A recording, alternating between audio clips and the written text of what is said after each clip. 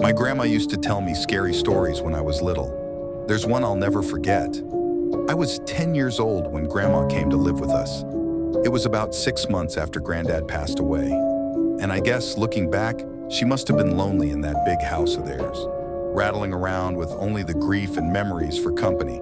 So despite a few protests from Mom, my parents took her in. There were no protests from me, none at all. Grandma was loud and fun, and I loved her. She had an almost limitless supply of boiled sweets, and she'd always slip me a couple whenever she saw me. She was always the first to stick up for me when I got in trouble too. But it was her stories I loved best. Grandma had all kinds of stories. Stories about growing up during WY, and stories about the things she'd get up to with her friends on the South Coast after her family had been evacuated. Sad stories, funny stories, adventure stories, but it was her scary stories that were my favorite. Grandma had lots of scary stories. She told me she dabbled in the occult when she was a teenager, trying out Ouija boards with her friends, tarot cards, fortune-telling, all that stuff. Most of the stories I'd laugh off or forget about not long after she was done telling them. But there were a couple that really did spook me a bit. I was only 10 at the time, you have to understand. And Grandma certainly knew how to bring the stories to life. She'd shut off the lights in my room so only the glow of the night sky shone through the curtains, and she'd shuffle in real close.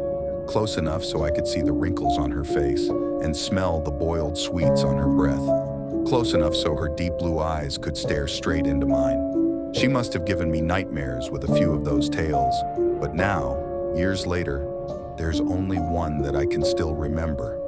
Only one that stuck with me. The story about the shower and Mr. Longfingers. Grandma told me about Mr. Longfingers one night after I asked about her baths.